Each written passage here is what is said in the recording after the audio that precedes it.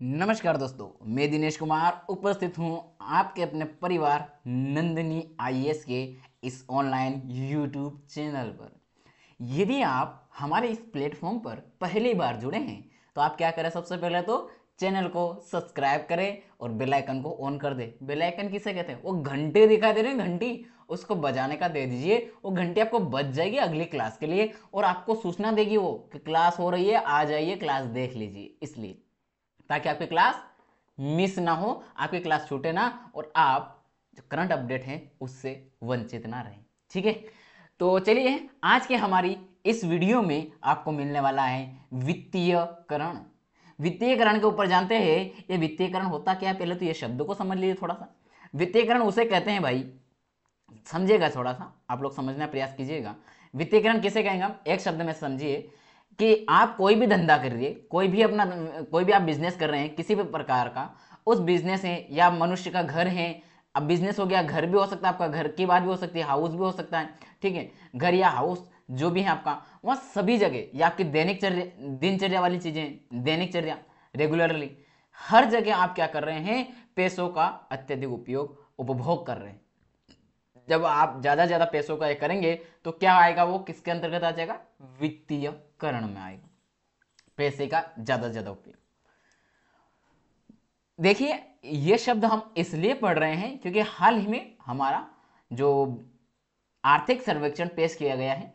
आर्थिक सर्वेक्षण कब पेश किया जाता है, तो ये किया जाता है 31 जनवरी को। 31 जनवरी को क्यों पेश किया जाता है, क्योंकि 1 फरवरी से हमारा क्या हो जाता है, बजट सत्र प्रारंभ होता है। बजट सत्र जिस दिन प्रारंभ होता है, बजट पेश जिस दिन होता है, 1 जनवरी को बजट पेश हो रहा है, तो उससे पहले आता है आर्थिक सर्वेक्षण। आर्थिक सर्वेक्षण में विश्लेषण किया जाता है कि हमारे सभी तरीके से जो प्रभाव हैं वो कैसा क्या रहा, को पूरा मूल्यांकन एक तरीके से होता है। सर्वेक्षण मतलब सर्वे किया हुआ। ठीक है, तो अब हम बात कर रहे हैं आर्थिक सर्वेक्षण 2024-25 में चेतावनी दी गई है कि अत्यधिक वित्तीयकरण अर्थव्यवस्था के लिए हानिकारक है। अब आप ये समझिए यूपीएससी इसमें कैसे आपको घुमाएगी। यहां कहेगी वह आर्थिक सर्वेक्षण 2024-25 के अनुसार अत्यधिक वित्तीयकरण अर्थव्यवस्था के लिए लाभदायक हो सकता है। समझ रहे हैं, हानिकारक को क्या कर दिया उसने, लाभदायक बदल दिया, और यही क्या हो गया, आपका गलत कथन हो गया। और अब आपसे कहेंगे आप इसमें से क्या छांटे, गलत कथन मतलब कौन सा सा सही कथन है, एक दो और सही बनाएगा और आपको उलझा देगा।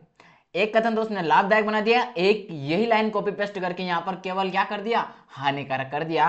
अब अगर आपको नहीं पता है कि हानिकारक बात की गई थी तो आप कुछ भी नहीं कर पाओगे दोनों में। समझ रहे, यह और यह भारत जैसे निम्न मध्यम आय वाले देशों के लिए क्या है, एक गंभीर परिणाम दे सकता है। वित्तीयकरण के बारे में अगर जाने तो वित्तीयकरण का अर्थ है वित्तीय उद्देश्यों, बाजारों, उपकरणों, संसाधनों और अभिनेताओं का घरेलू और अंतरराष्ट्रीय अर्थव्यवस्था में बढ़ता प्रभाव। इन सारे चीजों का देख रहे हो आप, आपका निजी उद्देश्य, आपका उद्देश्य पूरा करने के लिए आप वित्त का ये कर रहे हैं। बाजारों की कीमत समझ रहे हैं, बाजारों में भी कितना आपको देखने को मिलता है दिखावटीपन, उपकरणों का अत्यधिक हो रहा है। इन सारी चीजों में देखिए A to Z, तो वे सब क्या मिलेगी आपको, वित्तीयकरण का प्रभाव वहां देखने को मिल रहा है। तो ये बढ़ रहा है, तो ये हमारे लिए चैलेंजिंग हो सकता है। यह वित्तीय उपकरणों के उपयोग के बढ़ने, कंपनी प्रबंधन में वित्तीय बाजारों का प्रभाव और वैश्विक वित्तीय प्रणाली द्वारा पूंजी वितरण में अहम भूमिका का निभाना। अर्थात यहां यह बोलना चाह रहा है, देखिए यहां हिंदी का वह अनुवाद लाया गया है जो यूपीएससी लाएगा, वह टर्म लाया गया जो यूपीएससी लाएगा, तो आप उस टर्म को समझे, टर्म को ध्यान दें। यहां वैश्विक वित्तीय जो प्रणाली उसका हो रहा है कि आपका जो वर्ल्ड के लेवल पे, पूरे विश्व के लेवल पे, यूनिवर्स में जो आपका फाइनेंशियली वाले जो सिस्टम है, उस सिस्टम में पूंजीकरण, जो पूंजी वितरण है, मतलब जो भी हमारे रकम है, जो भी हमारे पैसे हैं, उसका वितरण, उनका बंटवारा हो रहा है, उन पैसों का बंटवारा निभाने में यह अहम भूमिका निभा रहा है। कौन सा, वित्तीयकरण, यह अहम भूमिका निभाता है। और अगर इसका ज्यादा प्रभाव पड़ा तो कहीं ना कहीं ये क्या करेगा, एक गैप बनाएगा, और गैप हमारे लिए सही नहीं होगा निम्न मध्यम आय वाले देशों के लिए। वित्तीयकरण पारंपरिक औद्योगिक या उत्पादक गतिविधियों जैसे निर्माण कार्य से वित्तीय गतिविधियों की ओर स्थानांतरित हो रहा है को दर्शाता है। मतलब एक ट्रांसफर हो रहा है, एक जगह से दूसरा ट्रांसफर हो रहा है, निर्माण कार्य भी इसमें डिस्टर्ब हो रहा है, जिसमें वित्तीय संपत्तियों का व्यापार होता है, साथ में प्रबंधन और सट्टेबाजी शामिल होती हैं। और जब सट्टेबाजी शब्द आएगा तो आप समझ गए होंगे अब तो कि एक तरह से म्यूचुअल फंड की तरह होता है, समझ रहे आप।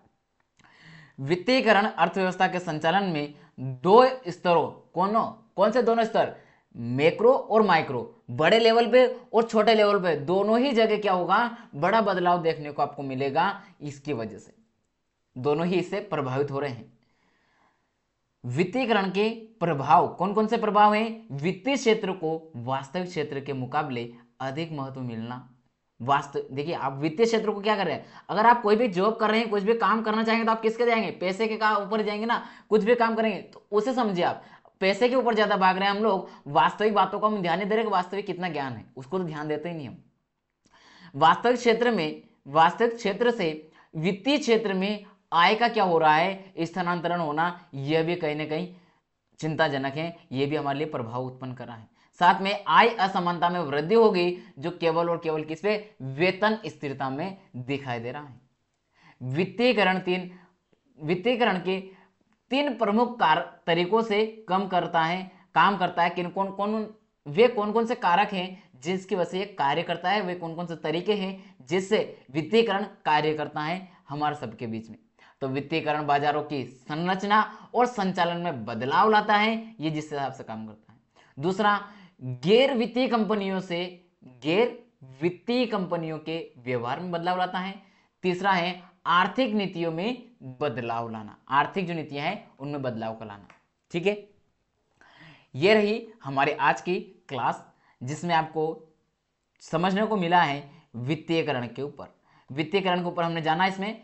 और अगर आप पहली बार हमारे इस चैनल जुड़ा तो चैनल को सब्सक्राइब कर ले, बेल आइकन को ऑन कर ले। अब आपको बता दें कि जो नंदिनी आईएएस है वह आपके लिए क्या क्या चला रहा है। ये पूरा 16 वीडियो आने वाले हैं पूरे साल का वार्षिकांक किसको कहेंगे, जो पूरा पिछले 16 माह तो छोड़िए 12 माह तो वार्षिकांक हो गए, उसके आगे 4 माह जोड़ लीजिए 2025 वाले, यानी कि 12 तो 2024 के, 4 2025 के, पूरे मिला करके आपको 25 मई 2025 से पहले सारी क्लासेस मिलने वाली हैं। तो आप इन क्लासेस को करना प्रारंभ करें। जनवरी की करवा दी गई है, 8 घंटे की क्लासें कर लीजिएगा।